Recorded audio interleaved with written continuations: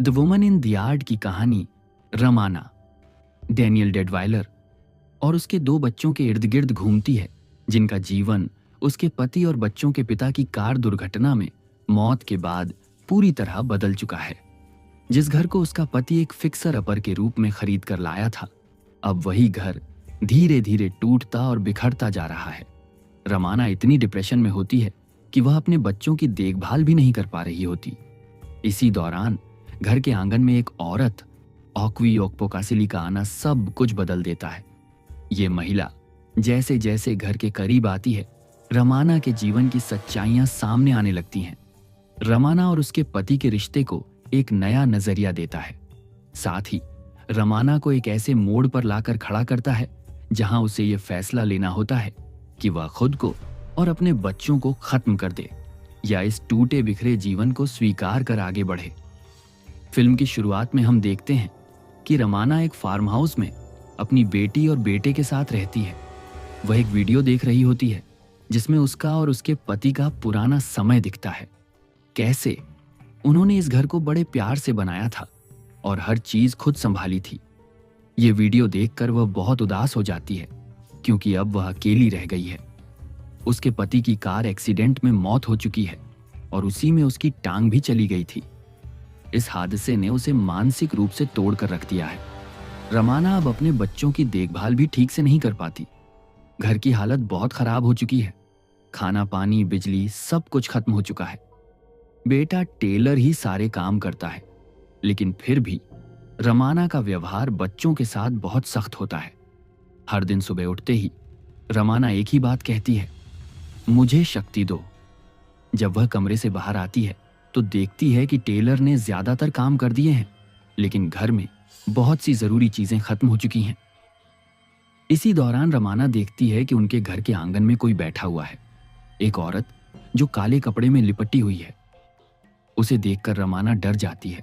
वह अपने बच्चों को घर के अंदर रहने के लिए कहती है और खुद उस औरत से पूछने जाती है कि वह कौन है और यहाँ क्या कर रही है।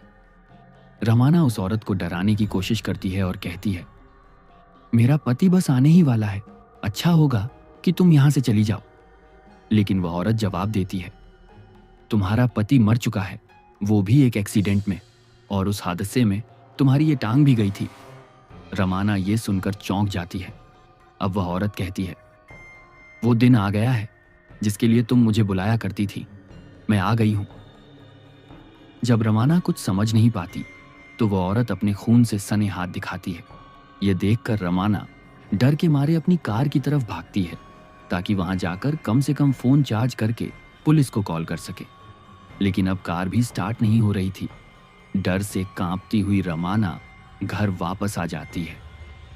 बच्चे उससे उस काली ड्रेस वाली औरत के बारे में पूछते हैं, लेकिन वह उन्हें कुछ भी नहीं बताती और डांट कर चुप करवा देती है। बच्चों के बार बार पूछने पर वह गुस्से में आ जाती है, चीजें तोड़ती है और अपने बच्चों पर चिल्लाने लगती है। इसके बाद वह सारे दरवाजे खिड़कियां बंद करके खुद बैठ जाती है। उसे अपनी टांग में बहुत दर्द होता है और जब वह घाव को देखती है तो पता चलता है कि उसका टांका खुल गया है। फिर वह देखती है कि वह औरत अब उसके घर के और करीब आ गई है। उसे लगता है कि वह अपना कुत्ता चार्ली अंदर ले आए, लेकिन जब वह बाहर जाती है तो कुत्ता भी गायब होता है। ये बात वह बच्चों से छुपा लेती है। अब डर उसकी मानसिक स्थिति को और बिगाड़ देता है। वह फिर से टेलर को डांटती है और अपनी बेटी को एक थप्पड़ मार देती है क्योंकि वह आर को उल्टा लिख रही थी। फिर उसे अपनी गलती का एहसास होता है और वह तुरंत अपनी बेटी को गले लगा लेती है। जब वह आईने में खुद को देखती है तो अचानक उसके हाथ में एक चाकू होता है। वह तेजी से उस चाकू को अपनी बेटी पर चला देती है, लेकिन जैसे ही उसे होश आता है वह देखती है कि उसकी गोद में एक तकिया था और उसने उस पर चाकू मारा था। उसे याद नहीं आता कि यह चाकू उसके हाथ में कब आया या किसने उसे दिया। उसका बेटा टेलर जब अपनी मां की हालत देखता है तो और डर जाता है।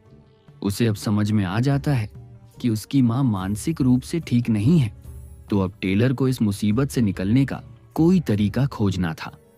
रमोना अपनी बेटी को कमरे में ले जाती है और टेलर चुपचाप घर से बाहर निकल जाता है। उसका इरादा पास वाले फार्म हाउस में जाकर मदद मांगने का होता है, लेकिन कार पहले से ही खराब पड़ी थी, इसलिए वह चल नहीं पाई। थोड़ी देर बाद रामोना भी उसे ढूंढते हुए वहीं पहुंच जाती है और बहुत गुस्सा हो जाती है। वह टेलर को वापस घर के अंदर ले आती है, लेकिन अब टेलर भी गुस्से में था, क्योंकि उसे यह समझ में आ गया था कि उसका डॉग चार्ली बाहर कहीं नहीं है और रामोना कुछ छुपा रही है। अब टेलर अपनी माँ से कहता है, कुछ नहीं होगा माँ, मैं सब संभाल लूंगा।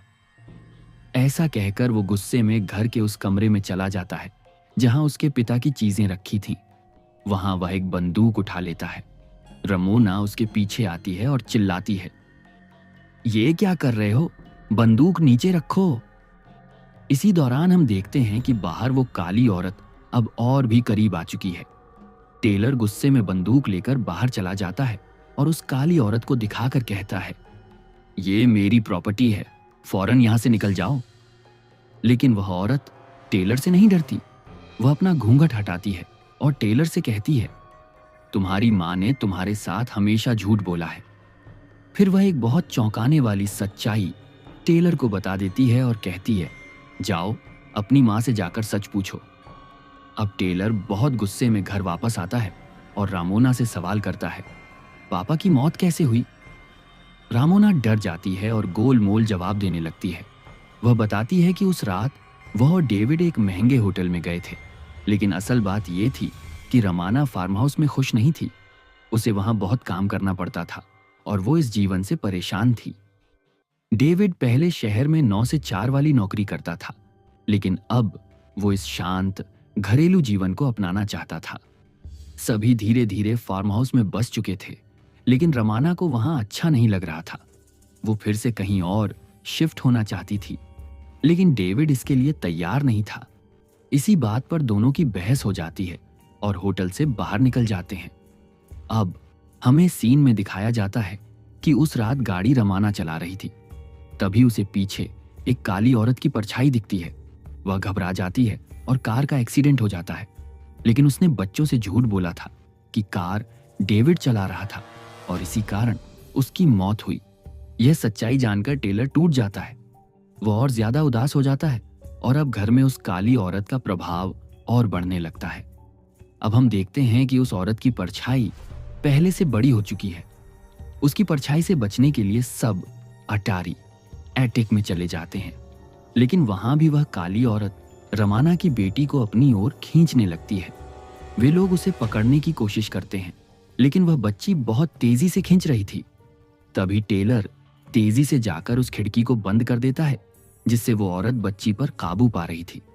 जैसे ही खिड़की बंद होती है, उसकी बहन बच जाती है, लेकिन ये औरत अब भी शांत नहीं होती। वो घर की लाइट्स झपकाने लगती है, चीजें गिरा देती है और डर का माहौल बना देती है। फिर वो रामोना पर काबू पा लेती है, पोजेस कर लेती है। इस दौरान एक सीन में दिखाया जाता है जैसे कि रामोना और वो आत्मा एक ही हो गई हों।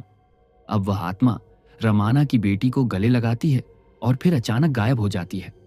टेलर यह सब अपनी आंखों से देखता है और बिल्कुल कंफ्यूज हो जाता है। अब वह अकेला खड़ा रह जाता है। उसकी माँ और बहन दोनों गायब हो चुके थे। तभी पीछे से रमाना आती है और अपना लाइटर उठाती है। अब दोनों, रमाना और टेलर, मिलकर उसकी बेटी को ढूंढने निकलते हैं। रमोना एक कमरे में जाती है जो उसका अतीत दिखा रहा होता है। वहां वह डेविड को देखती है। डेविड बहुत खुश दिख रहा होता है और कहता है, देखो तुम्हारे पसंदीदा फूल यार्ड में खिल गए हैं। रमोना उसके पास जाती है, लेकिन तभी सीन बदल जाता है। अब हम देखते हैं कि डेविड रमाना पर हाथ उठा रहा है। वह उसे गलत तरीके से मार रहा था। अगले ही पल रमाना खुद को काली ड्रेस में यार्ड में बैठा हुआ देखती है, बिल्कुल उसी तरह जैसे वो काली औरत थी जो इतने दिन से उनके घर के बाहर थी। अब दो रामोनाएं आमने सामने थीं। ये वही सीन था जब रमाना पहली बार उस औरत से बात करने यार्ड में गई थी। अब वो काली ड्रेस वाली रमाना अपना काला घूंघट हटाती है और सामने बैठी रमाना से अजीब तरीके से कहती है, वो दिन आ गया है जिसका तुम इंतजार कर रही थी। सीन अब कट होता है और हम देखते हैं कि रमाना फिर से अटारी छत वाले कमरे में पहुंच जाती है, जहां उसके दोनों बच्चे भी मौजूद होते हैं फिर ये लोग नीचे आते हैं और तभी उनके सामने फिर से वही काली ड्रेस वाली औरत आ जाती है। उसे देखकर रमाना डर जाती है और उस पर बंदूक तान देती है, लेकिन वो औरत कहती है, मैं खुद नहीं आई, तुमने ही मुझे बुलाया था। हर सुबह तुम उठकर कहती थी, हिम्मत दो, ताकत दो। तुम यही तो मांग रही थी कि अपनी जिंदगी खत्म करने की हिम्मत मिले, और अब मैं आ गई हूं। अब रमाना उस औरत के साथ अकेली रह जाती है। वो औरत उसे उकसाने लगती है कि वह खुद को गोली मार ले। वह बंदूक रमाना की ठुड्डी के नीचे लगाकर दबाव बनाती है, लेकिन अगले ही सीन में हम देखते हैं कि रमाना सुरक्षित उस कमरे से बाहर निकल आती है। बच्चे पूछते हैं, वो औरत कहाँ गई? तो रमाना जवाब देती है, अब वो औरत यहां नहीं आएगी, मैंने उसे भगा दिया है, और अब मैंने अपने अंदर इतनी हिम्मत इकट्ठा कर ली है कि अगर वो फिर से आ भी गई तो मैं उसका सामना कर सकती हूं। अब ये लोग फिर से घर के अंदर आते हैं। उसी समय घर की लाइट भी वापस आ जाती है और उनका खोया हुआ डॉग भी लौट आता है। घर के अंदर एक पेंटिंग दिखती है। वो पेंटिंग रमाना ने खुद बनाई थी, और उस पेंटिंग में वही काली औरत भी थी जिसे हम पूरे मूवी में देखते आए हैं।